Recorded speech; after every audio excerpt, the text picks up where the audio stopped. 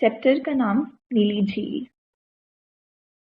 ये उन दिनों का जिक्र है जब रूफी के दांत पर बिजली गिरी। रूफी, जिनको बाद में शैतान का नाम मिला, बिजली से बहुत डरते थे। जब बादल आते तो वो बिस्तरों में छुपते फिरते। सब कहते कि अगर बिजली को गिरना है तो जरूर गिरेगी। रूफी जवाब देते, बेशक गिरे, लेकिन इस तरह कम से कम उसे मुझको ढूंढना तो पड़ेगा। हुआ यूं कि बारिश अभी अभी थमी थी। रूफी सोफे के पीछे से निकलकर दबे पांव बरामदे तक गए, ये देखने कि बादल छट गए या नहीं। इतने में जोर से बिजली कूदी और एक अजीमल शान धमाका हुआ। जब वो होश में आए तो उनका एक दांत हिल रहा था। उन्होंने आईना देखा तो दांत का कुछ हिस्सा स्याह नजर आया। अगले रोज आसपास मशहूर हो गया कि रात रूफी मियाँ के दांत पर बिजली गिरी है। वो 2 दिन तक बिस्तर पर पड़े रहे, लेकिन इस तरह हम अपने आने वाले सहमाही इम्तिहान से ना बच सके। उस कमबख्त इम्तिहान ने हमारी नींद उड़ा रखी थी।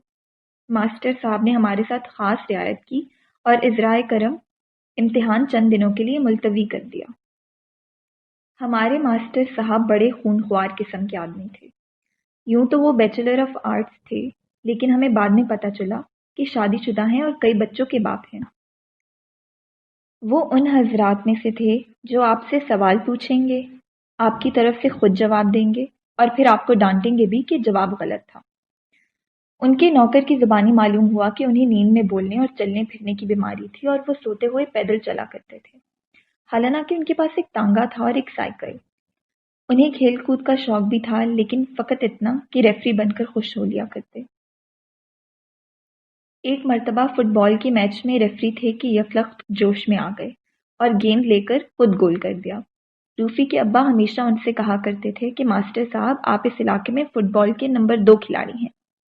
एक रोज मास्टर साहब ने उनसे पूछा कि नंबर 1 खिलाड़ी कौन है। वो बोले, पता नहीं। सारी क्लास का इम्तिहान हो चुका था, सिर्फ मैं और रूफी रहते थे।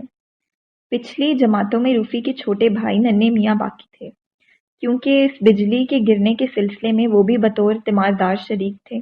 मैं और रूफी मुजरिमों की तरह कमरे में दाखिल हुए। मास्टर साहब ने हमें बताया कि वो हमारा फ़कत ज़ुबानी इम्तिहान लेंगे और बिल्कुल आसान से सवाल पूछेंगे। घबराने या डरने की कोई बात नहीं। उन्होंने रूफी से पूछा, तुम्हें किसने बनाया? रूफी हाथ से इशारा करते हुए बोले, जनाब, इतना तो मुझे खुदा ने बनाया था, उसके बाद मैं खुद बड़ा हूँ। इस वक्त तुम एक छोटे से लड़के हो, जब बड़े होगे तो क्या बनोगे? मैं इंसान बनूंगा। तुमने ऐसी अजीब आंखें कहाँ से पाई? जी, ये चेहरे के साथ ही आई थी। अब मास्टर साहब मुझसे मुखातिब हुए, बताओ, हाथी कहाँ पाए जाते हैं? जनाब, हाथी इतने बड़े होते हैं कि उनके खोए जाने का सवाल ही पैदा नहीं होता। मेरा मतलब है कि हाथी मिलते कहाँ हैं? जहां और हाथी हों, वहां। क्या ये सच है कि हाथियों का हाफजा बेहद तेज होता है और वो कभी नहीं भूलते? जी, हाथियों के पास याद रखने के लिए बातें ही कौन सी होती होंगी। अच्छा, लोमड़ी की खाल का क्या फायदा है? लोमड़ी को गर्म रखती है। मास्टर साहब का चेहरा रूफी की तरफ फिर गया। अगर एक शख्स ने एक उल्लू 15 रुपए 5 आने 1 पाई में खरीदा और 7 रुपए 10 आने 11.5 पाई में बेच दिया, तो उसे कितना नुकसान हुआ? जनाब, मैंने आज तक उल्लू इतना महंगा बिकते नहीं देखा। मैंने डरते डरते कहा।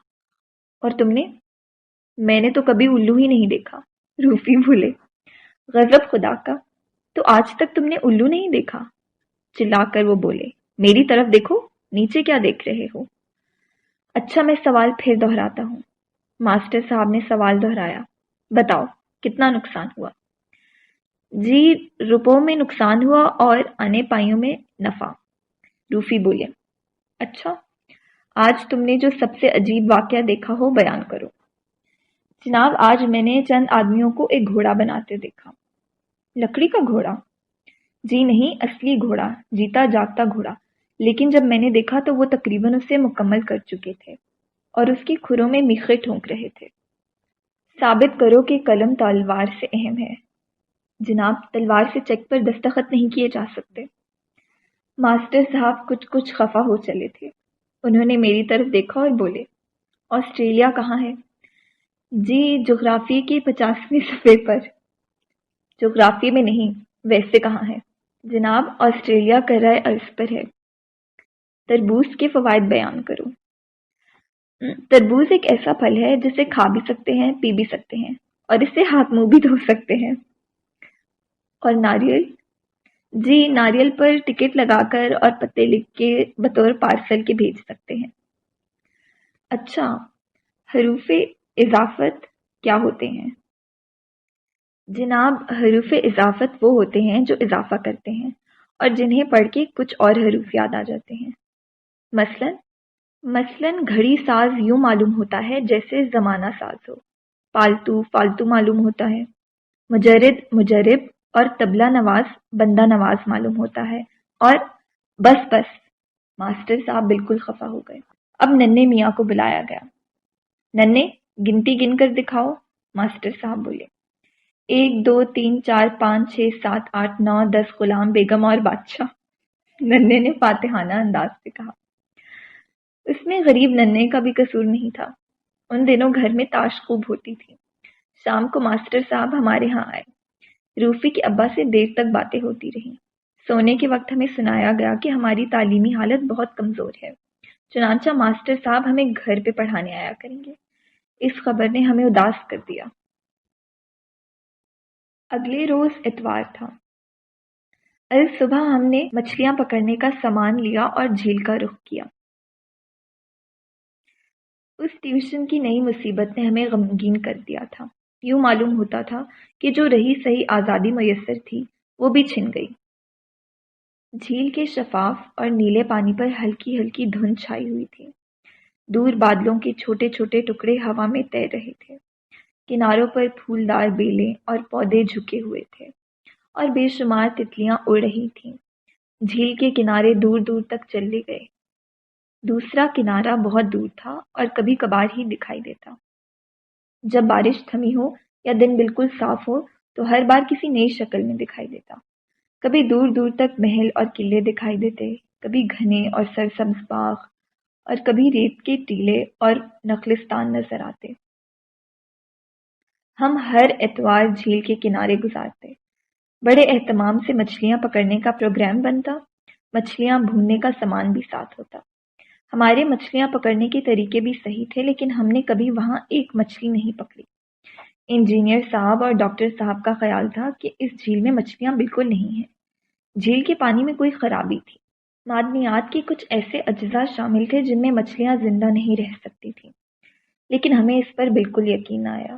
ایسی خوشنما جھیل میں تو مچھلیاں دور دور سے آ کر رہیں گی۔ ہم اداس ہوتے یا ہمیں دھمکایا جاتا تو ہم سیدھا جھیل کا رخ کرتے۔ بنسیاں پانی میں ڈال کر گھاس اور پھولوں میں بیٹھ جاتے۔ بادشاہوں، پریوں اور بحری ڈاکوؤں کی کہانیاں پڑھتے۔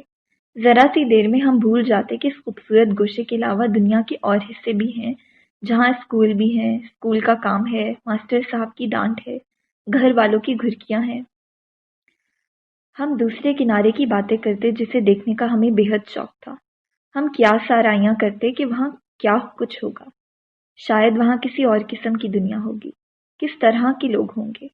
ہم نے کئی مرتبہ ارادہ کیا کہ کہیں سے کشتی لے کر چپکے سے نکل جائیں اور جھیل کو عبور کر کے دوسری طرف جا پہنچیں، لیکن ہمیں کشتی نہ مل سکی۔ تیرنا ہمیں آتا نہیں تھا۔ کنارے کنارے چل کر دوسری طرف جانا ناممکن تھا کیونکہ راستے میں کئی رکاوٹیں تھیں۔ جب ہم چاندنی رات میں جھیل کے کنارے بیٹھ کر ایک دوسرے کو پریوں کی کہانیاں سناتے تو جیسے سارے کردار ہماری آنکھوں کے سامنے چلنے پھرنے لگتے۔ چاندنی کچھ یوں بدل جاتی اور دوسرا کنارہ ایسا پرسحر خطہ معلوم ہونے لگتا کہ ہم سچ مچ پریوں کے ملک میں پہنچ جاتے۔ دن میں جب سمندری لٹیروں کی کہانیاں پڑھی جاتی تو ہمارا لباس بھی لٹیروں جیسا ہوتا۔ سر پر سیاہ رومال باندھے جاتے، چھوٹی چھوٹی کشتیاں بنا کر جھیل میں چھوڑی جاتی، ہوائی بندوقوں اور پٹاخوں سے جھوٹ موٹ کی جنگ ہوتی، ایک فرضی جزیرے پر قبضہ کیا جاتا، وہاں سے خزانہ برآمد ہوتا۔ جب تیز دھوپ نکلتی، بھنورے گانے لگتے، ہوا رک جاتی اور طرح طرح کی خوشبوئیں فضا میں رچ جاتی تو ہم آنکھیں بند کیے غنودگی میں رنگ برنگے خواب دیکھتے رہتے۔ اگر وہ جھیل وہاں نہ ہوتی تو نہ جانے ہمارے دن کیوں کر گزرتے، کیونکہ گھر میں ہر ایک ہم دونوں کا دشمن تھا اور ڈانٹنے پر تلا ہوا تھا۔ ان کا رویہ یہ تھا کہ اگر کچھ کیا ہے تو کیوں کیا ہے، اور اگر نہیں کیا تو کیوں نہیں کیا۔ ان دنوں سب کے دلوں میں خیال یہ بیٹھ گیا تھا کہ ہم دونوں نہایت نالائق ہیں اور بالکل نہیں پڑھتے۔ ابا کا تبادلہ حسب معمول آبادی سے دور کسی ویرانے میں ہوا اور مجھے روفی کے ہاں بھیج دیا گیا۔ گھر سے ہر خط میں تاکید آتی کہ لڑکے کی پڑھائی کا خاص خیال رکھا جائے، چنانچہ خاص سے بھی زیادہ خیال رکھا جاتا۔ گیہوں کے ساتھ گھن باقاعدہ پستا اور ننھے میاں کی بھی خوب توازے ہوتی۔ ننھے میاں سونے سے پہلے بڑے خشوع و خضوع سے دعا مانگتے کہ یا رب العالمین ہمارے کنبے والوں کو نیک ہدایت دے، اور انہیں بتا کہ چھوٹے بچوں کے ساتھ کیسا سلوک کیا جاتا ہے، کیونکہ اب تک یہ لوگ اس سے بے بہرا ہیں۔ گھر میں کئی نوکر تھے، جن میں سب سے سینئر رستم تھا۔ وہ ادھیڑ عمر کا تھا، اس کا تکیہ کلام رکھی ہے تھا۔ کوئی پوچھتا میاں رستم میری اینک کہاں گئی؟ جواب ملتا جی فرش پر رکھی ہے۔ میرے کاغذات یہاں تھے کہاں گئے؟ جی ردی کی ٹوکری میں رکھے ہیں۔ میرا بٹوا کہاں گیا؟ جی ہوز کی تہ میں رکھا ہے۔ ننھے میاں پھینک آئے ہیں۔ اسے ریڈیو کا بہت شوق تھا، جب دیکھو ریڈیو سے کان لگائے سن رہا ہے۔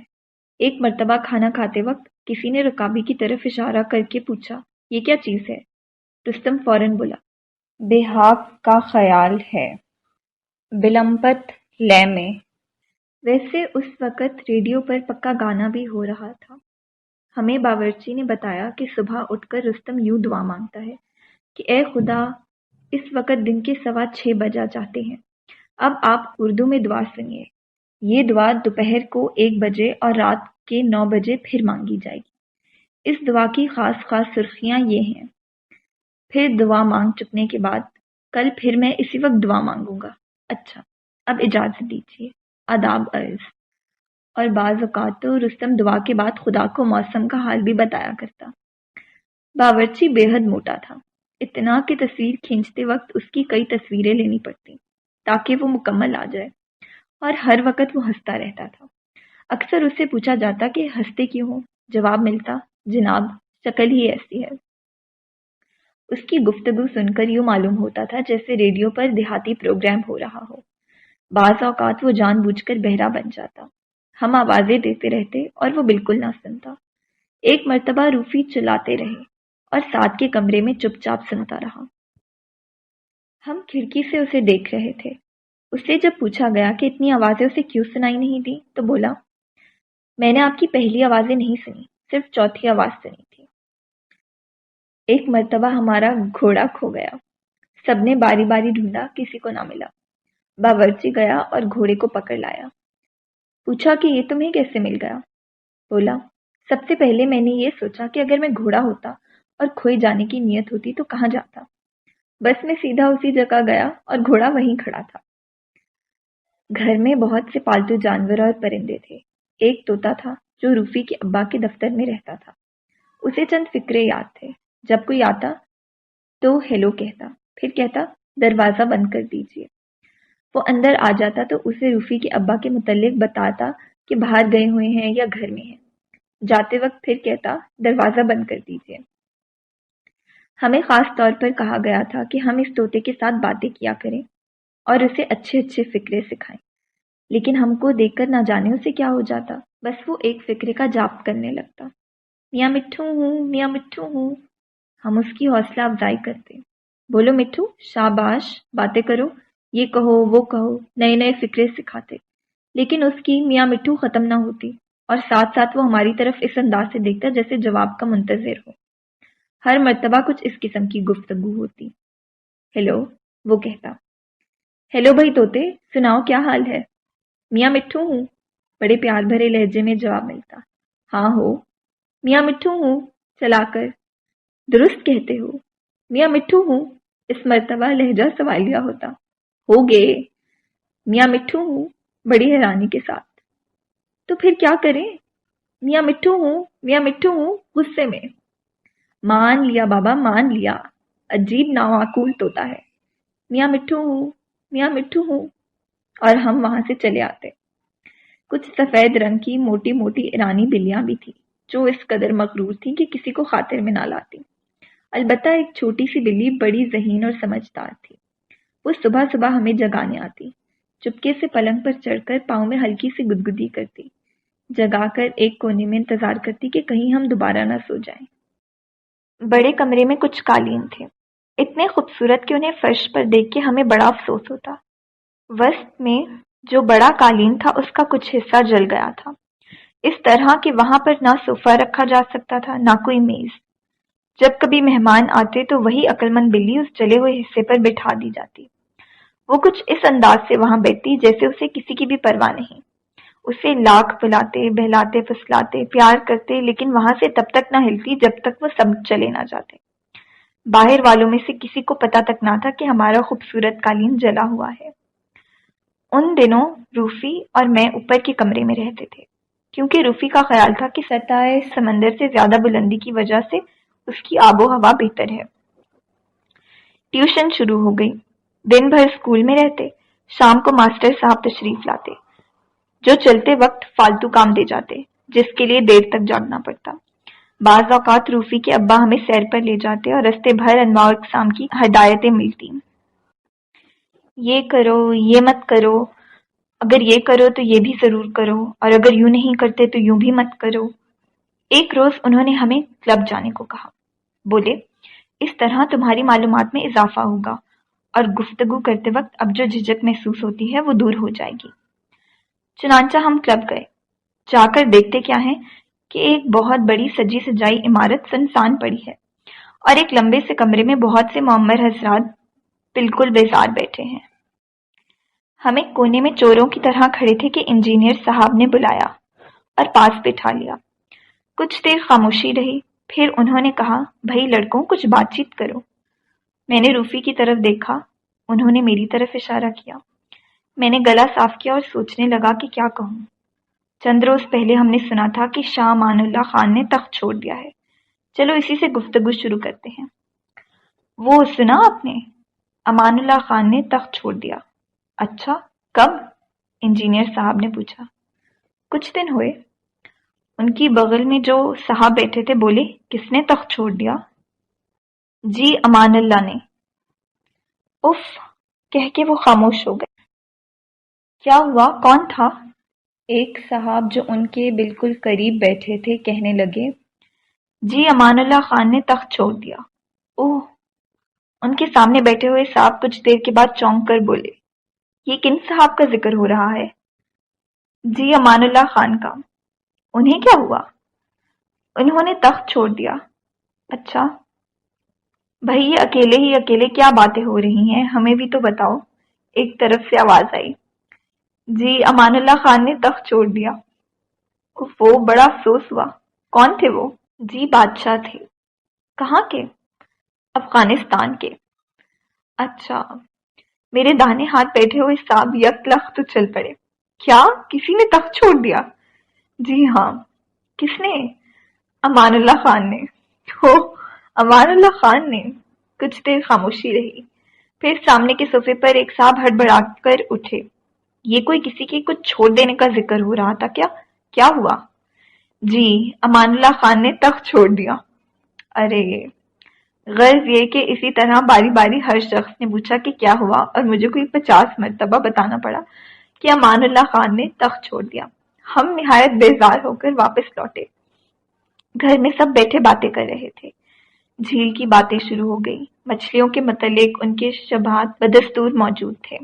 ہم نے بڑے وثوق سے کہا کہ وہاں بڑی بڑی مچھلیاں ہیں، ہم اکثر پکڑتے رہتے ہیں، ہم نے کئی مرتبہ انہیں بھونا بھی ہے۔ بولے اچھا، اس مرتبہ پکڑو تو گھر لانا، ہم بھی چکھیں گے۔ اگلے اتوار کو ہم صبح سے شام تک پانی میں بنسیاں ڈالے بیٹھے رہے، لیکن کچھ نہ ملا۔ واپسی پر بازار میں مچھلی والے سے بڑی بڑی مچھلیاں خریدی گئیں اور باورچی کے حوالے کی گئیں۔ اتفاق سے اس شام کو سب کہیں باہر مدعو تھے، گھر میں صرف میں اور روفی تھے، اور ایک بزرگ جو ننھے میاں کو ساتھ بٹھا کر کھانا کھلایا کرتے۔ رات کے وقت بزرگ کو اچھی طرح دکھائی نہ دیتا تھا۔ ننھے میاں پہلے تو دسترخوان پر بیٹھتے، پھر چپکے سے اٹھ جاتے، ادھر بلیاں قطار باندھے کیوں لگائے منتظر ہوتی اور بڑے اطمینان سے ساتھ آ بیٹھتی۔ وہ یہی سمجھتے کہ ننھے میاں ساتھ بیٹھے ہیں، چنانچہ وہ بار بار بلیوں سے کہتے، برخوردار بھوکے مت رہنا، چیزیں اٹھا اٹھا کر ان کے سامنے رکھتے، یہ چکھو برخوردار، یہ بھی کھاؤ۔ ادھر بلیاں بڑے سکون سے کھاتی۔ چنانچہ ہماری خریدی ہوئی مچھلیاں اس رات بلیوں نے کھائی۔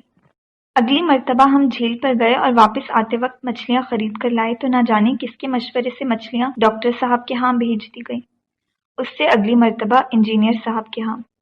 پھر ایک روز کیا ہوا کہ سب کے سامنے مچھلی والا حساب لے کر آ گیا۔ ہمارا جیب خرچ ختم ہو چکا تھا اور مچھلیاں ادھار آ رہی تھیں۔ سب کو پتہ چل گیا، ہمارا خوب مذاق اڑا۔ ہمیں ہدایت کی گئی کہ آئندہ جھیل پر نہ جایا کریں، ہم وہاں محض وقت ضائع کرنے چاہتے ہیں، جب وہاں مچھلیاں ہی نہیں تو جانا بالکل بے سود ہے۔ ہم اسکول کا کام کر رہے تھے، رستم ہمارے پاس بیٹھا تھا۔ ہمارے دل میں بار بار یہی خیال آتا کہ وہاں جانا بے سود کیوں ہے۔ رستم کہہ رہا تھا، لڑکوں، جب تم بڑے ہو جاؤ گے تب تمہیں معلوم ہوگا کہ دنیا میں جس کام سے کسی کے فائدے کی امید نہیں وہ بے سود ہے۔ دنیا میں لوگ صرف وہی کام کرتے ہیں جس میں نفع ہو، صرف ان لوگوں سے ملتے ہیں جو فائدہ پہنچا سکیں، صرف وہ باتیں سوچتے ہیں جو سود مند ہوں، باقی سب کام، سب انسان اور سب باتیں بیکار ہیں۔ اگلے اتوار کو سب کہیں باہر جا رہے تھے۔ ہمیں حکم ملا کہ ہم دن بھر گھر کی رکھوالی کریں گے، چھوٹے ننے میاں ٹیلی فون اور ملاقاتیوں کا خیال رکھیں گے، اور ماسٹر صاحب نے ہمیں گھوڑے پر جواب مضمون لکھنے کو کہا تھا۔ میں اور روفی کمرے میں کاپیاں لیے بیٹھے تھے۔ ایک کونے میں ننا کھیل رہا تھا۔ ننے میاں پڑوس کے بچوں کے ساتھ تھے۔ رستم پوچھنے لگا، کیا لکھ رہے ہو؟ ہم نے بتایا، گھوڑے پر جواب مضمون۔ وہ بولا، یوں بھی کبھی مضمون لکھے گئے ہیں؟ سوال مضمون ہو یا جواب مضمون، جس چیز پر لکھنا ہو اسے دیکھ کر لکھو۔ میں ابھی گھوڑا لاتا ہوں۔ وہ گھوڑا لے آیا۔ اب اس پر سوار ہو کر لکھو، تمہیں گھوڑے پر جواب مضمون لکھنا ہے۔ وہ گھوڑا بہت اونچا تھا۔ ہم زینے پر کھڑے ہو گئے۔ رستم گھوڑے کو کھینچ کر دیوار کے ساتھ لگانے کی کوشش کر رہا تھا۔ بڑی مشکل سے گھوڑا نزدیک آیا۔ ابھی روفی نے اپنا پاؤں اس پر رکھا ہی تھا کہ وہ آگے چل دیا۔ کئی مرتبہ اسی طرح ہوا۔ آخر طے ہوا کہ گھوڑے پر سیڑھی لگا کر چڑھا جائے۔ رستم بولا، اگر تم دونوں نے اس گھوڑے پر چڑھ کر مضمون لکھا تو دونوں کا مضمون ایک سا ہوگا۔ میں ایک اور گھوڑا لاتا ہوں۔ ہم نے کہا، نہیں، یہی کافی ہے۔ بمشکل روفی گھوڑے پر سوار ہوئے۔ وہ اس قدر ڈرے ہوئے تھے کہ رستم کو بھی ساتھ بیٹھنا پڑا۔ میں نے انکار کر دیا۔ دیکھتے دیکھتے گھوڑا بدک کر سرپٹ بھاگا۔ رستم نے 4 یا 5 نہایت اعلیٰ درجے کی نفیس کلا بازیاں کھائیں اور روفی نے کسی کہنہ مشق نیٹ کی طرح تماشا دکھایا۔ کپڑے جھاڑتے ہوئے روفی رستم سے بولی، گھوڑے پر ان دونوں سواریوں کا شکریہ۔ 2 سواریاں کیسی؟ میری پہلی اور آخری سواری۔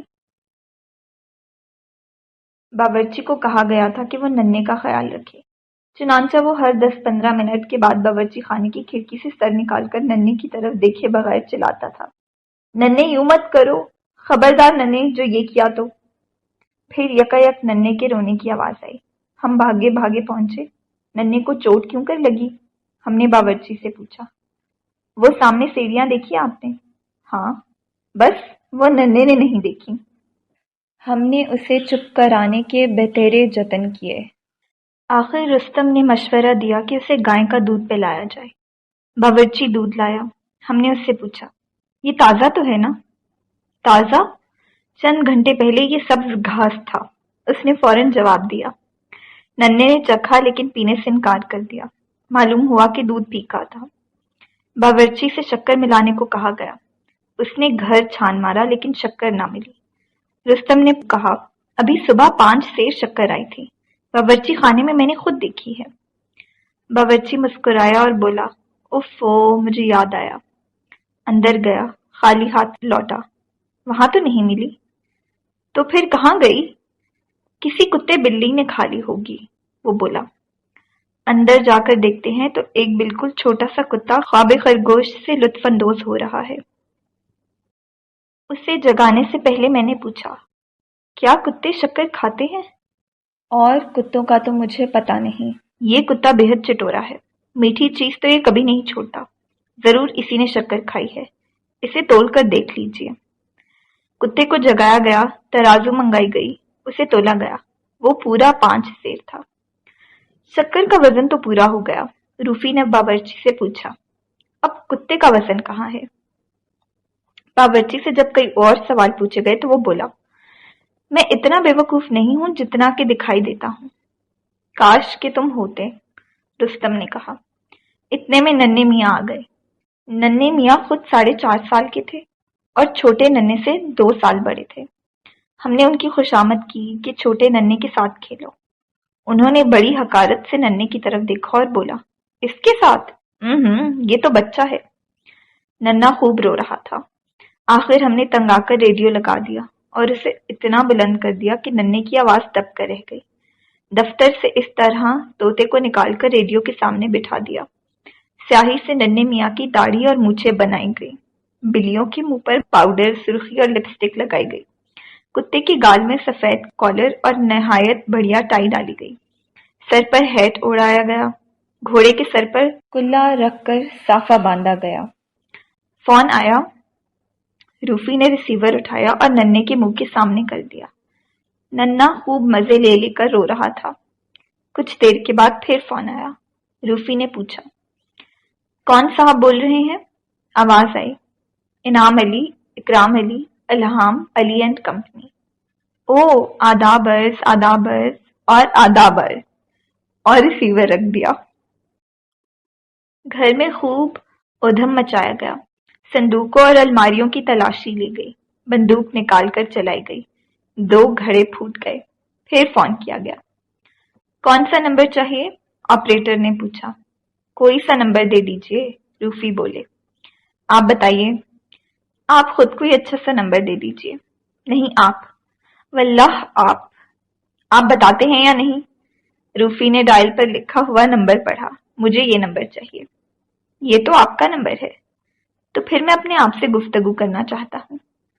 जब शाम को सब आए तो हम बड़ी संजीदगी से सवाल निकाल रहे थे। नन्हा रोने की शुगल से तंग आकर सो चुका था। नन्हे मियाँ के मुतल्लिक पूछा गया कि वो कहाँ हैं। कुछ देर में वो सबके सामने से गुजरे।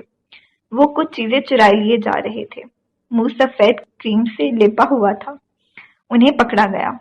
मालूम हुआ कि आपने वेनिशिंग क्रीम लगाई है और आपका ख्याल है कि आप सबकी निगाहों से ओझल हो चुके हैं और आपको चोरी करते हुए कोई नहीं देख रहा। सुबह सुबह बाहर आहट हुई। हमने पूछा, कौन है? बावर्ची था। मुझे 6 बजे जगा देना, रूफी बोली। 6 तो बज गए, उसने बताया। तो मुझे जगा दो। हम बाहर निकले। चुपके से गाय का मोटा ताजा और बैल नुमा बछड़ा खोला। उसके एक सींग पर साइकिल का लैंप लगाया गया, दूसरे पर हॉर्न और घंटी फिट किए गए। हम दोनों सवार होकर सैर के लिए निकले। रूफी ने दोनों सींग यूं पकड़े थे जैसे मोटर चला रहे हों। लैंप रोशन था। हम हॉर्न बजाते थे और घंटी भी। मास्टर साहब बिल्कुल हमारे पड़ोस में रहते थे। उन्होंने मुर्गियां, बतखें, खरगोश और न जाने क्या क्या अला बला पाल रखा था। रास्ते में तय हुआ कि आज दोपहर को छत पर चढ़कर आईने की मदद से उनके परिंदों और जानवरों पर सूरज की शुआएं फेंकी जाएं। मुर्गियां और बतखें उड़कर सड़क पर चली गईं। कुछ हमारे यहाँ आ गई। खरगोश अंदर जा छुपे और फिर रूफी के हाथ से जो आईना फिसला है तो चूर चूर हो गया। हमने रुस्तम को बताया। वो बोला, गजब हो गया। ये आईना तो बहुत पुराना था, कई नस्लों से आपके खानदान में चला आता था। हम बहुत डरे हैं। अच्छा, मैं मौका पाकर साहब से कह दूंगा कि वो आईना जो नस्लन बाद नस्लन आपके यहाँ चला आता था। हाँ हाँ, उसे क्या हो गया? हमने बेसब्री से पूछा। उसे इस नस्ल ने तोड़ दिया है। हम मिन्नतें करने लगे कि किसी को मत बताना, हम दूसरा खरीद लाएंगे, बिल्कुल ऐसा ही।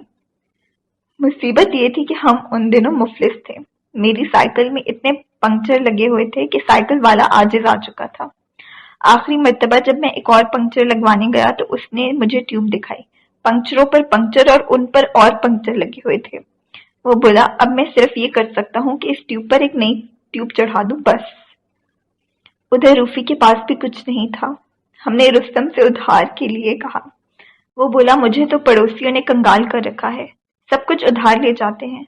बाज़ औक़ात जो चीजें मैं खुद उधार लाता हूँ वो उन्हें भी उधार ले जाते हैं। मेरी तनख्वाह, मेरे बर्तन, कपड़े, संदूक, सब कुछ उनके यहाँ रहता है। ان کے ہاں میری اتنی چیزیں ہیں کہ اپنے گھر کے مقابلے میں ان کے ہاں میرا زیادہ جی لگتا ہے۔ یہاں تک کہ ایک روز وہ میرے مصنوعی دانت اور اینک بھی ادھار لے گئے تھے۔ ہم بڑے گھبرائے۔ آخر طے ہوا کہ باورچی سے ادھار مانگے جائے، اور مانگتے وقت اسے باورچی نہ کہا جائے بلکہ خان سامہ کہا جائے۔ مشکلوں سے اس نے وعدہ کیا تھا کہ کسی سے ادھار لے کر ہمیں کل روپے دے گا، اور ہم اسے 11 بجے بڑے بازار میں ملے۔ ہم اسکول سے بھاگ کر بازار پہنچے۔ دیر تک انتظار کرنے پر بھی وہ ہمیں نہ ملا۔ ادھر یہ بھی ڈر تھا کہ کہیں کوئی ہمیں بازار میں دیکھ نہ لے۔ آخر ہم ایک دکان میں جا گھسے اور یوں ہی قیمتیں پوچھنے لگے۔ روفی نے ایک مفلر کی قیمت پوچھی۔ دکاندار بولا 50 روپے۔ لا حول ولا قوت! اور اس قلم کی کیا قیمت ہے؟ 2 لا حول ولا قوت! یعنی 100 روپے۔ اچھا، کوٹوں کا کپڑا تو دکھا دیجیے۔ ہم کپڑوں کو بھی دیکھ رہے تھے اور سڑک کی طرف بھی۔ تھوڑی سی دیر میں ہم نے سارے تھان الٹ پلٹ کر رکھ دیے۔ دکاندار بولا، تو کون سا کپڑا پسند آیا آپ کو؟ جناب، معاف فرمائیے، ہمیں کپڑا نہیں خریدنا تھا، دراصل ہم اپنے باورچی کی تلاش میں ہیں۔ تو اگر آپ کا یہ خیال ہے کہ آپ کا باورچی ان 2 باقی ماندہ تھانوں میں لپٹا ہوا ہے تو میں وہ بھی دکھائی دیتا ہوں۔ وہ بقیہ تھان دینے مڑا اور ہم وہاں سے بھاگے۔ آخر ہمیں باورچی مل ہی گیا۔ اتنی دیر لگا دی، پتہ بھی ہے اب کیا وجہ ہے؟ ہم نے اسے شکایتاً کہا۔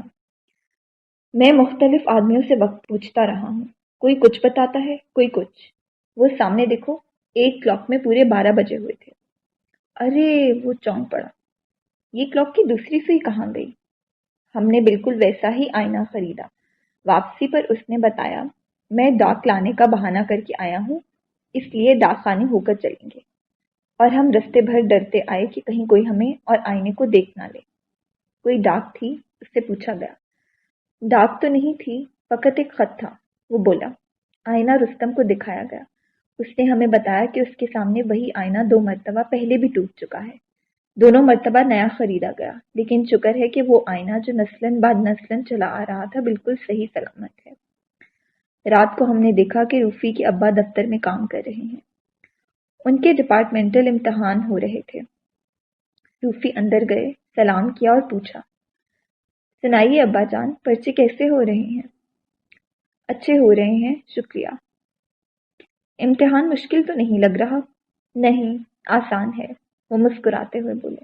پھر بھی آپ اتنی محنت نہ کیا کریں، اتنی دیر تک جاگا بھی مت کریں، ورنہ صحت پر برا اثر پڑے گا، اور اپنی اینک سنبھال کر رکھا کریں، نوکر اکثر اسے لگا لیتے ہیں۔ روفی کے ابا کی اینک کچھ ایسی تھی کہ جو اسے لگاتا چند قدم چل کر دھڑام سے گرتا۔ ہم نے کئی مرتبہ تجربہ کیا۔ روفی کے ہاں ان کے کئی رشتہ دار ملنے آئے، جن کے ساتھ بے شمار بچے تھے، نہایت شوق اور شریر قسم کے بچے۔ روفی کی امی نے ننھے میاں سے کہا، ننھے، دادی جان کو پیار کرو۔ امی، میرا قصور؟ انہوں نے ٹھنک کر پوچھا۔ اچھا، چلو انہیں اپنا سبق پڑھ کر سناؤ، یا کوئی ضرب المثل ہی سنا دو۔ کل کا کام آج پر مت چھوڑو، ننھے میاں سینہ تان کر بولے۔ غلط ہے، سوچ کر پھر بتاؤ، ان کی امی نے ڈانٹا۔ آج کا کام پرسوں پر مت چھوڑو۔ چلو رہنے دو، ان کی دادی جان بولی۔ اچھا یہ بتاؤ، تم صبح کتنے بجے جاگتے ہو؟ جب سب جاگتے ہیں۔ بچوں کو تو مرغ کی اذان کے ساتھ اٹھنا چاہیے۔ جی ہمارے ہاں مرغی نہیں، تو سورج کی پہلی کرن کے ساتھ اٹھنا چاہیے۔ جس کمرے میں ہم سوتے ہیں اس کا رخ مغرب کی طرف ہے۔ ادھر بچوں نے ہمیں پریشان کر دیا۔ ایک پوچھتا تھا، بھائی جان، چڑیا گھر کو چڑیا گھر کیوں کہتے ہیں؟ دوسرا یہ معلوم کرنا چاہتا تھا کہ یہ چیتے اور شیر وغیرہ سرکس سے پہلے کیا کیا کرتے تھے۔ ایک کا غبارہ اڑ گیا۔ وہ یہ دریافت فرما رہے تھے کہ کشش ثقل نے غبارے کو روکا کیوں نہیں۔ کشش ثقل سے ان کا اعتبار اٹھ چلا تھا۔ ایک بچے نے بتایا کہ اس نے ایک شخص کو دیکھا تھا جس کا نصف چہرہ بالکل سیاہ تھا۔ یہ کیسے ہو سکتا ہے؟ روفی نے پوچھا۔ اس کا بقیہ نصف چہرہ بھی سیاہ ہی تھا، دوسرا بولا۔ ہمارے ماسٹر صاحب بارش میں چھتری استعمال نہیں کرتے۔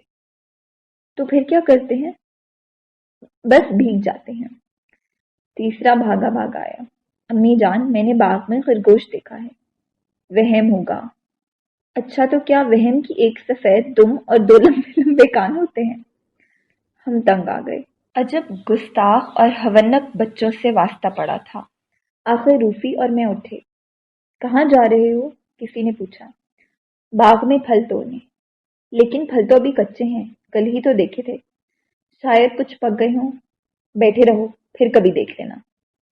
اور ہمیں بیٹھنا پڑا۔ ایک بزرگ فرما رہے تھے، جب میں چھوٹا سا تھا تو اس قدر نحیف تھا، اتنا کمزور تھا کہ میرا کل وزن 4 پاؤنڈ تھا۔ مجھے دنیا بھر کی بیماریوں نے گھیرے رکھا۔ تو کیا آپ زندہ رہے تھے؟ ایک ننھے نے دریافت کیا۔ ایک خاتون فرما رہی تھی، اس وقت اپنے ملک میں ہم جاگ رہے ہیں، لیکن امریکہ کے بعض حصوں میں لوگ سو رہے ہوں گے۔ سست الوجود کہیں گے، ایک اور ننھے نے بات کاٹی۔ آئس کریم جلدی سے کھا لو ورنہ ٹھنڈی ہو جائے گی، ایک طرف سے آواز آئی۔ یہ کافی تو جلی ہوئی ہے، دادی جان ننھے میاں سے پوچھ رہی تھی۔ کیوں ننھے، یہ سڑک کہاں جاتی ہے؟ جی جاتی واتی تو کہیں نہیں، ہر صبح مجھے یہیں ملتی ہے، اگر رات کو کہیں چلی جاتی ہو تو پتہ نہیں۔ مگر یہ وہی سڑک تو ہے جو نیلی سڑک سے جا ملتی ہے اور پشاور جاتی ہے۔ تو پشاور سے واپس کون سی سڑک آتی ہے؟ ایک ننھے نے پوچھا۔ ہمارے ماسٹر صاحب کی سالگرہ ہے، انہیں کیا تحفہ دیا جائے؟ آواز آئی۔ ایک کتاب دے دو۔ مگر ان کے پاس ایک کتاب ہے، دادی جان نے پھر ننھے سے سوال کیا۔ وہ جو سامنے جانور چر رہے ہیں، کتنے ہیں؟ 22۔ کچھ دیر کے بعد جواب ملا۔ شاباش، اتنی جلدی تم نے کیوں کر گن لیے؟ بالکل آسان ہے، پہلے جانوروں کی ٹانگیں گن لی، پھر 4 پر تقسیم کر دیا۔ ایک صاحب جو غالباً شکاری تھے اپنی آپ بیتی سنا رہے تھے کہ کس طرح وہ جنگل میں چھپتے پھر رہے تھے اور ایک شیر ان کا تعاقب کر رہا تھا۔ بچے طرح طرح کے سوال پوچھ رہے تھے۔ شیر کا رنگ کیسا تھا؟ آپ کی شیر سے دشمنی کیا تھی؟ شیر موٹا تھا یا دبلا؟ آپ نے شیر کی کمر پر لت کیوں نہیں ماری؟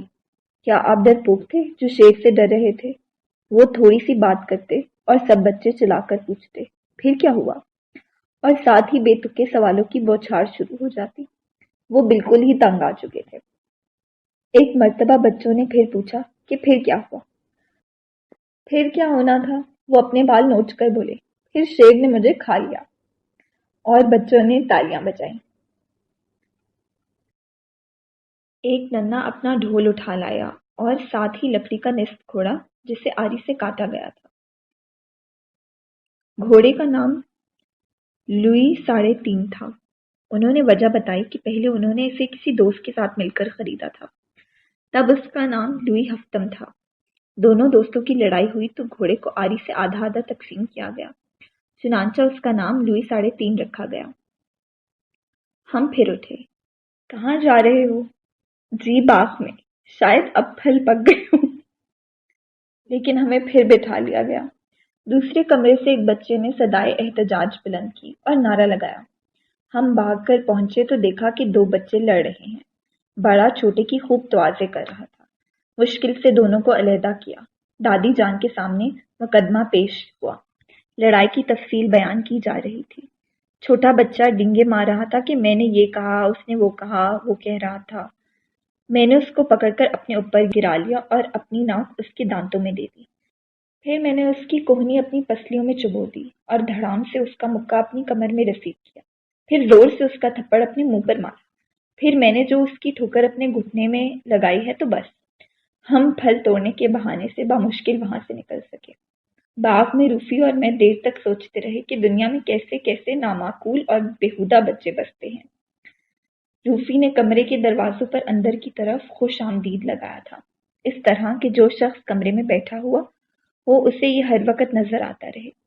یہ ماسٹر صاحب کے لیے تھا۔ روفی کے لیے نئی رضائی تیار ہو رہی تھی۔ انہیں رضائی کے نقش و نگار بے حد پسند تھے، اس لیے انہیں دیکھ کر روفی کو مغل آرٹ یاد آ جاتا تھا۔ ابھی اچھی خاصی گرمیاں تھیں، لیکن رات کو وہ پنکھا چلا کر رضائی اوڑھتے تھے۔ ایک اور امتحان آ رہا تھا۔ ہمیں زائد کام کرنے کو کہا گیا۔ رستم پوچھنے لگا، اتنے پریشان کیوں ہو؟ روفی بولے، کیا بتائیں، صبح کام، شام کو کام، کام کام، تنگ آ گئے ہیں۔ اتنا کام کب سے شروع کیا؟ کل سے شروع کریں گے۔ رستم پڑھا لکھا تھا۔ اس نے وعدہ کیا کہ ہمارا ہاتھ بٹائے گا اور حساب کے سوال نکال دیا کرے گا۔ اس کے بعد دیر تک बड़ों पर तबसरे होते रहे कि ये मजे करते हैं, इन्हें कोई कुछ नहीं कहता, ना इन्हें शाम को ट्यूशन की मुसीबत है, ना ये सुबह उठने की कैद। इनको आजमाइशें, इनके इम्तिहान, इनके कड़े दिन गुजर चुके हैं, वगैरह वगैरह।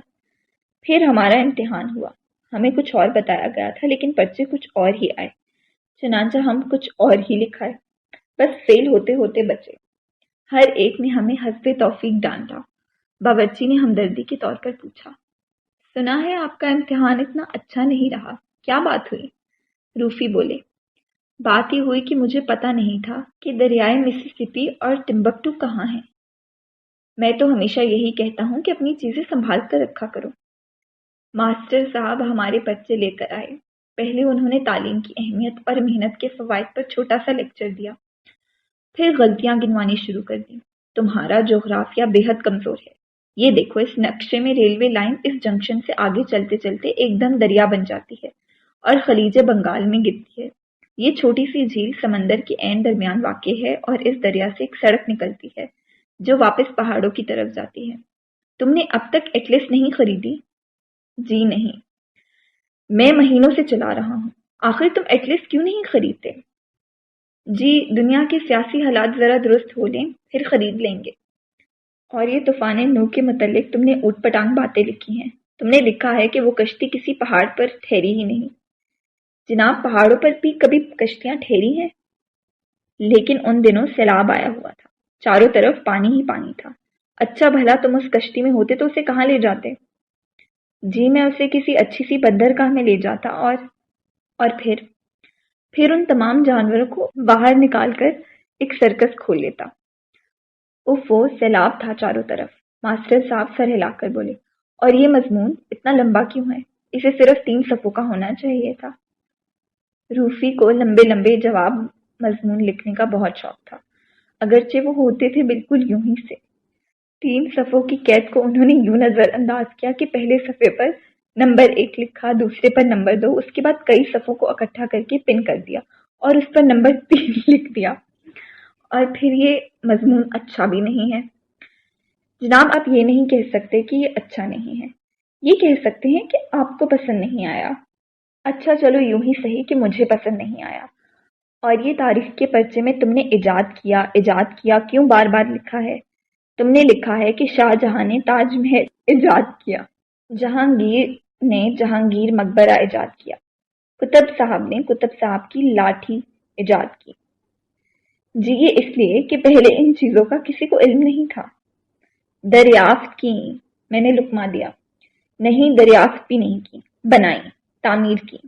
मास्टर साहब बोले, सच कहो, तुम्हारा स्कूल का काम कौन करता है? ईमान से बताओ। जी, रुस्तम किया करता है। अकेला? जी नहीं, हम उसकी मदद किया करते हैं। तुम दोनों को अपना खत खूबसूरत बनाना चाहिए, फिर आप हमारी इमला में गलतियां निकालेंगे। मास्टर साहब शायद कोई खुशखबरी सुनकर आए थे, हमसे बिल्कुल खफा नहीं हुए। चलते वक्त कहने लगे, इतनी गलतियां मैंने किसी और के पर्चे में नहीं देखी। जी, गलतियां तो हम सब करते हैं, इसीलिए तो पेंसिल के साथ रबड़ लगाई जाती है। रूफी मौतबाना बोले। चपरासी बीमार पड़ गया, उसकी ड्यूटी हमें दे दी गई। टेलीफोन और मुलाकातियों का ख्याल रखना और उस बेवकूफ तोते की निगरानी करना। उसकी बीमारी भी अजीब सी थी। सुबह कहता है नमूनिया हो गया है, शाम को कहता है नहीं सर, शाम था। कभी कहता कि बावला कुत्ता काट गया था। उसे साबित करने के लिए उसने कुत्ते के भौंकने की नकल भी उतारी। फिर रुस्तम ने उसे बताया कि इस मर्ज में मरीज मर जाता है, लेकिन भौंकता हरगिज नहीं। चुनांचा उसने मर्ज फौरन बदल लिया। ये मर्ज तब तक मालिकोलिया, खून के दबाव, जुकाम वगैरह से होता हुआ आसेब पर आकर का। आखिर में उसने फैसला कर लिया कि उस पर किसी भूत का साया है। शाम को हम बावर्ची खाने में बैठे थे। बावर्ची खाना पका रहा था, रुस्तम पास बैठा था। भूतों के किस्से हो रहे थे। रात तुम सोते हुए शोर मचा रहे थे, मैंने रूफी से कहा। मैं भौंकते हुए कुत्तों को रात भर देखता रहा, तुमने वो शोर सुना होगा। भूत तो मैंने देखा था पिछले साल, बावर्ची बोला। कैसा था? एक बहुत बड़े गधे जैसा। तुम अपने साए से डर गए होगे, रुस्तम ने बताया। नहीं नहीं, सचमुच का भूत था। اس نے میرا پیچھا کیا، میں نے بھاگ کر دروازہ بند کر لیا، مگر پھر بھوت دیوار سے نکل آیا۔ اوہ، تم نے کیا کیا؟ میں دوسری دیوار میں سے باہر نکل گیا۔ کیا ہانک رہے ہو؟ رستم بولا۔ ایسا کیسے ہو سکتا ہے؟ ایسا ہوا تھا، مگر میں اس وقت خواب دیکھ رہا تھا۔ یہ خواب سنا رہا ہوں؟ میں اپنی آپ بیتی سناتا ہوں، رستم کہنے لگا۔ ان دنوں میں اپنے کھیت میں کام کیا کرتا تھا۔ کھیت کے رستے میں قبرستان بھی پڑتا تھا اور شمشان بھی۔ ایک دفعہ کیا ہوا کہ میں رات کو کھیت میں پانی لگانے جا رہا تھا کہ شمشان سے میرے پیچھے ایک بھوت ہو لیا۔ دیکھنے میں وہ بالکل انسانی روپ میں تھا۔ اس نے مجھے کچھ نہیں کہا، بس میری نقلیں اتارنے لگا۔ میں ڈر سے کانپنے لگا۔ میں نے دیکھا کہ وہ بھی کانپ رہا ہے۔ میری گگی بندھی، اس کی بھی گگی بن گئی۔ ایک پیر وہاں رہتے تھے۔ میں اگلے روز ان کے پاس گیا۔ انہوں نے تو پہلے ایک تعویذ لکھا، پھر کچھ سوچ کر بولے، تم اس مردود سے کام کیوں نہیں لیتے؟ چنانچہ ان کی ہدایت کے مطابق میں اگلے روز 2 ہل اور 2 بیل فالتو لے گیا۔ رات کو وہ آیا۔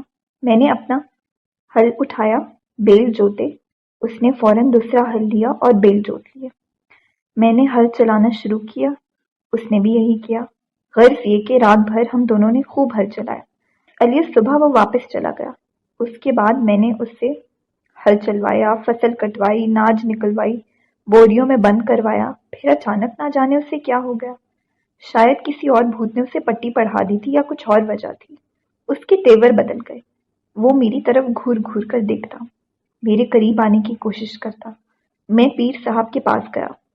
انہوں نے پہلے تو تعویذ لکھا، پھر کچھ دیر سوچ کر تعویذ واپس لے لیا اور مجھے ایک تجویز بتائی۔ اس پر میں نے فوراً عمل کیا۔ شام کو میں نے 2 گھڑے کھودے، ایک میں خوب انگارے دہکائے، دوسرا یوں ہی رہنے دیا۔ دونوں پر ایک ایک اینٹ جمائی اور اوپر سے راکھ چھڑک دی۔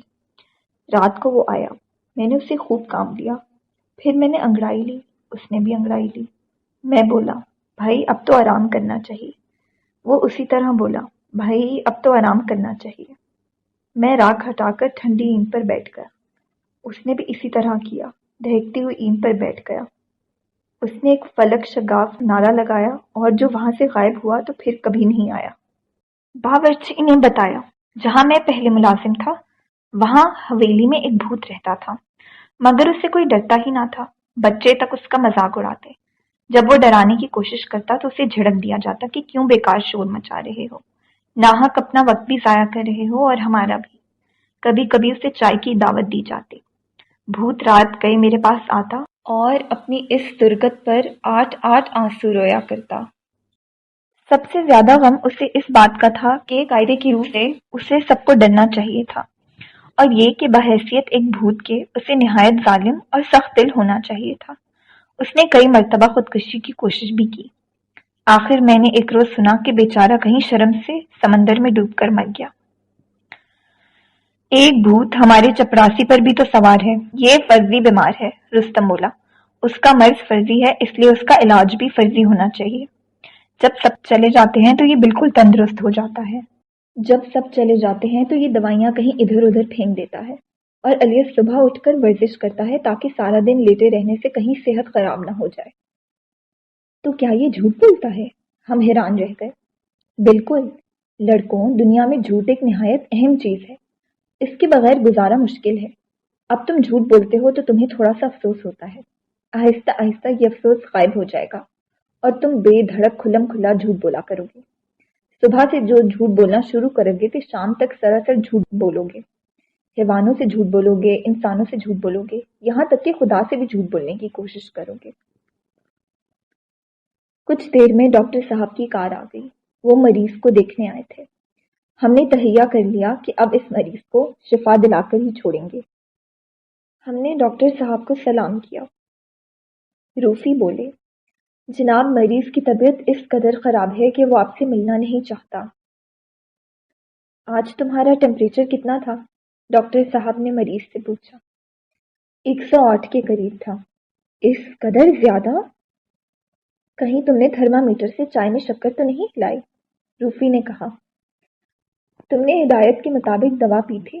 ڈاکٹر صاحب نے سوال کیا۔ جناب، اس نے بوتل پر لکھی ہوئی ہدایت پر عمل کیا ہے कि कॉर्क को मजबूती से बंद रखो। रूफी बोले। जब डॉक्टर साहब नुस्खा लिख रहे थे तो रूफी बड़ी संजीदगी से मुंह बनाकर कहने लगे, जनाब अगर फुर्सत हो तो मुझे भी मुलाहिजा फरमाइए। मैं तंदुरुस्त रहता हूँ, आज तक बीमार नहीं हुआ, यहाँ तक कि मुझे मामूली सा नज़ला जुकाम भी नहीं होता।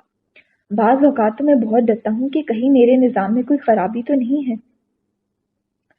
हम अली सुबह उठे, खिड़की से झांक कर देखते हैं तो मरीज साहब कमरे में वर्जिश कर रहे हैं, छलांगे लगाई जा रही हैं, डण पेले जा रहे हैं। हमने अंदर जाकर उनसे साफ साफ कह दिया कि मौलाना या तो आज सुबह से अपना टेलीफोन वो नालायक तोता और मुलाकातियों को संभालो, वरना हम सबसे कह देंगे।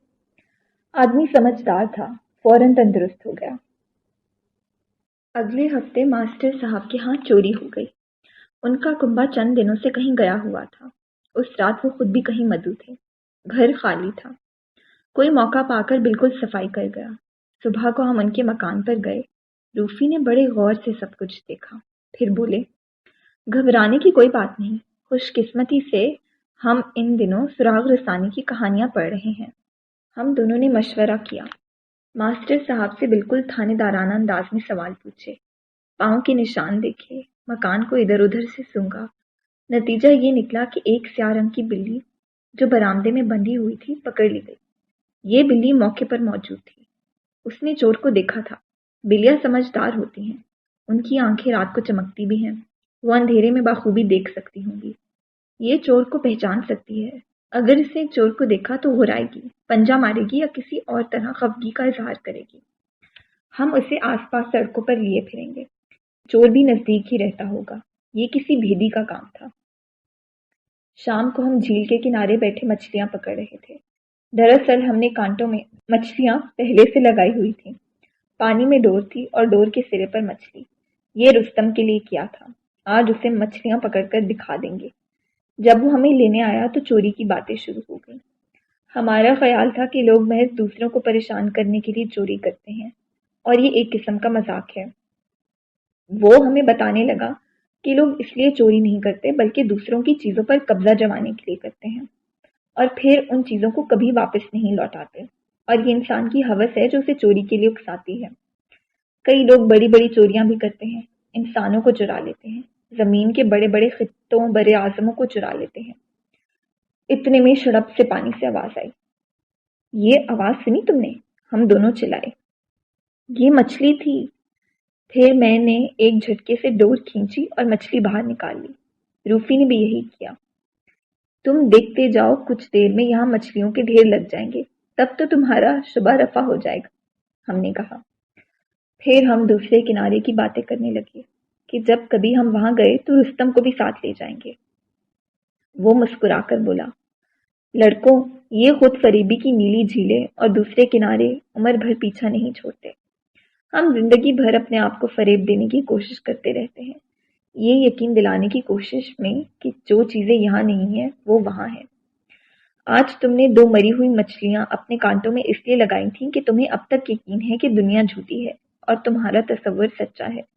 दूसरे किनारे के मुतल्लिक तुमने कैसे सुहाने ख्यालात दिल में बसा रखे हैं। मैं वहां कई मर्तबा गया हूँ। वो किनारा बिल्कुल वीरान है, इस किनारे से कहीं ज्यादा बुरा है। मेरी मानो तो तुम कभी उस तरफ मत जाना, वरना तुम्हें अफसोस होगा। दूसरा किनारा बस दूर ही से अच्छा लगता है। बारी बारी बिल्ली पर हमारी ड्यूटी लगती। रात को मेरी ड्यूटी थी। सुबह उठकर देखता हूँ तो बिल्ली गायब है। भतेरा ढूंढा मगर नहीं मिली। रूफी सो रहे थे। मैं बाहर भागा कि कहीं ऐसी ही काली बिल्ली मिल जाए तो पकड़ लाऊं। यूं तो बिल्लियां हमारे यहाँ भी बहुत सी थीं, लेकिन उनमें स्याह एक भी नहीं थी। मैं दुआ मांग रहा था कि या इलाही कहीं से एक स्याह बिल्ली भेज। लोग कहते हैं कि बच्चों की दुआएं बहुत जल्द कबूल हो जाती हैं। लोग सच कहते हैं। मैंने सड़क पे एक आदमी देखा जिसके हाथ में थैला था और थैले में म्याऊं म्याऊं हो रही थी।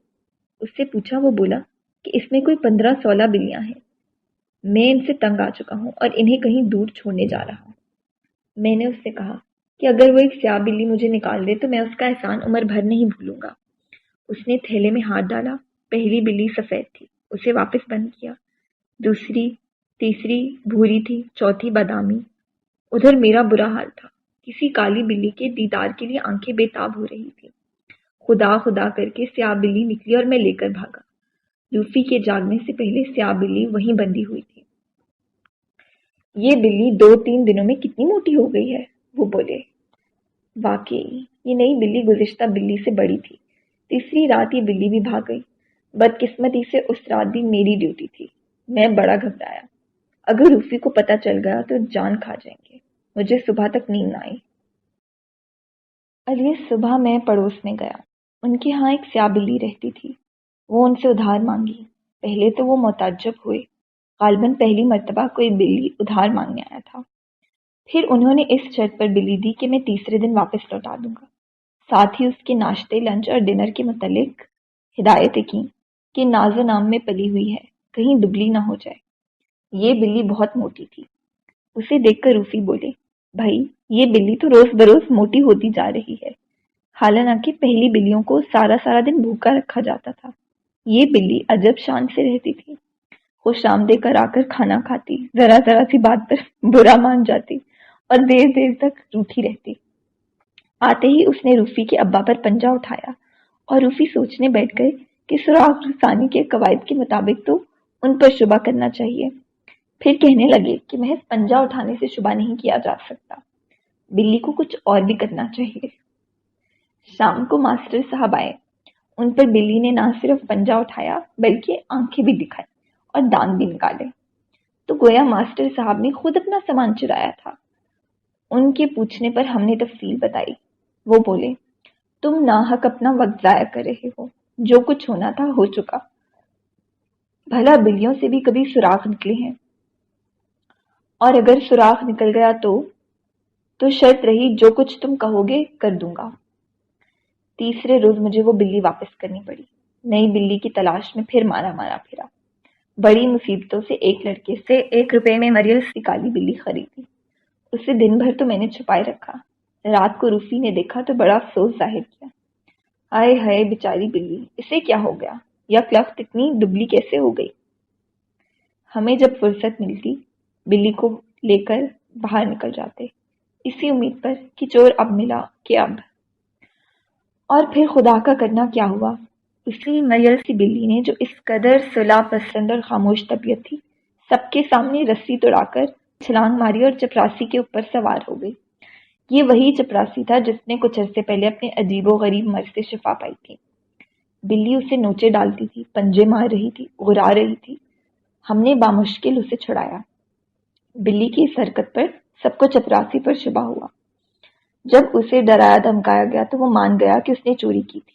اگلے روز تک ماسٹر صاحب کی سب چیزیں واپس مل گئیں۔ ہماری بڑی تعریفیں ہوئیں، بلی کی بھی تعریفیں ہوئیں۔ ہماری سراغ رسانی کو سراہا گیا۔ ہماری تصویریں بلی کے ساتھ اتاری گئیں۔ اور حقیقت کا صرف مجھے علم تھا، بلی کے متعلق بھی اور چور کے متعلق بھی۔ چور تو محض اپنی بدقسمتی سے پکڑا گیا۔ ہوا یوں کہ بلی 2 دن سے بھوکی تھی۔ ادھر وہ سیدھا باورچی خانے سے نکلا۔ جب وہ بلی کے سامنے سے گزرا تو اس میں سے پلاؤ اور بھنے ہوئے گوشت کی خوشبو بری طرح آ رہی تھی۔ بلی نے جو کچھ کیا وہ سراغ رسانی کے سلسلے میں نہیں بلکہ بھوک سے تنگ آ کر کیا۔ میں اور روفی باغ میں بیٹھے تھے۔ سامنے پھلوں کا ڈھیر لگا ہوا تھا۔ ہمارے ذمہ یہ کام لگایا گیا تھا کہ ہم چھان کر کچے پھل الگ کر دیں اور پکے الگ۔ روفی بڑے غور و خوض سے چھانٹ رہے تھے، ایک ایک پھل پر بڑی دیر لگاتے تھے۔ میں نے پوچھا تو بولے، یہ انتخاب ہے جو مجھے مارے ڈالتا ہے۔ جانتے نہیں ہم آج کل کس قسم کی کہانیاں پڑھ رہے ہیں۔ میرے خیال میں پھل چک کر چھانٹے جائیں، میں نے مشورہ دیا۔ ہم نے پکے پھل کھانے شروع کر دیے۔ ماسٹر صاحب تشریف لے آئے۔ وہ ہمارا شکریہ ادا کرنے آئے تھے۔ لڑکوں، میں شرط ہار گیا، بتاؤ کیا کروں؟ آپ 50 مرتبہ خوش خط لکھیے کہ میں ہار گیا، روفی بولے، اور ماسٹر صاحب نے سچ مچ لکھ دیا۔ مجھے وہ دن بھی یاد ہے جب روفی اور میں جھیل کے کنارے لمبی لمبی گھاس میں بیٹھے تھے۔ رات کو بارش ہوئی تھی، صبح بالکل صاف طلوع ہوئی، خنک ہوائیں چل رہی تھیں، بادل تیر رہے تھے، جھیل کے نیلے پانی پر ہلکی ہلکی دھند چھائی ہوئی تھی۔ ہر چیز میں نکھار تھا، تازگی تھی، یوں معلوم ہو رہا تھا جیسے دنیا ابھی ابھی تخلیق ہوئی ہے۔ ہم کہانیاں پڑھتے تھے، باتیں کرتے رہے، کھیلتے رہے۔ ہماری ڈوریں پانی میں تھیں، दिन भर हमें मछलियों का इंतजार रहा। हम उन्हें भूनने का सामान साथ लाए थे। दिन ढले हमें रुस्तम लेने आया। ऐसे खुशनुमा नज़ारे को देखकर वो भी हमारे पास बैठ गया और अजीब अजीब सी बातें सुनाने लगा। जब रुस्तम ऐसी बातें करता तो वो हमें बिल्कुल अच्छा न लगता। वो बड़ी संजीदा किस्म की बातें कर रहा था कि क्या हो जो जिंदगी इसी खुद फरामोशी और खुद फरेबी में गुजर जाया करे, इसी तरह मुस्कुराती हुई गुजर जाया करे। लेकिन यूं नहीं होता। कोई कितनी ही कोशिश करे ऐसा हरगिज नहीं होता। इन ख्वाबों से चौंकना पड़ता है। वो हमें बताने लगा, लड़कों, तुम बड़े होगे तो तुम्हें अफसोस होगा। जो जो तुम्हारा तजुर्बा बढ़ता जाएगा, तुम्हारे ख्यालात में पुख्तगी आती जाएगी, ये अफसोस भी बढ़ता जाएगा। ये ख्वाब फीके पड़ते जाएंगे। तब अपने आप को फरेब ना दे सकोगे। बड़े होकर तुम्हें मालूम होगा कि जिंदगी बड़ी मुश्किल है। जीने के लिए मर्तबे की जरूरत है, आसाइश की जरूरत है, और उनके लिए रुपए की जरूरत है, और रुपया हासिल करने के लिए मुकाबला होता है। मुकाबले में झूठ बोलना पड़ता है, धोखा देना पड़ता है, गद्दारी करनी पड़ती है। यहाँ कोई किसी की परवाह नहीं करता। दुनिया में दोस्ती, मोहब्बत, उन्स सब रिश्ते मतलब पर कायम है। मोहब्बत आमेज बातों, मुस्कुराहटों, मेहरबानियों, शफकतों, इन सब की तह में कोई गर्ज पोशीदा है।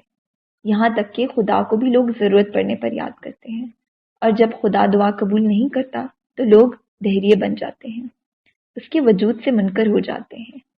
और दुनिया को तुम कभी खुश नहीं रख सकते।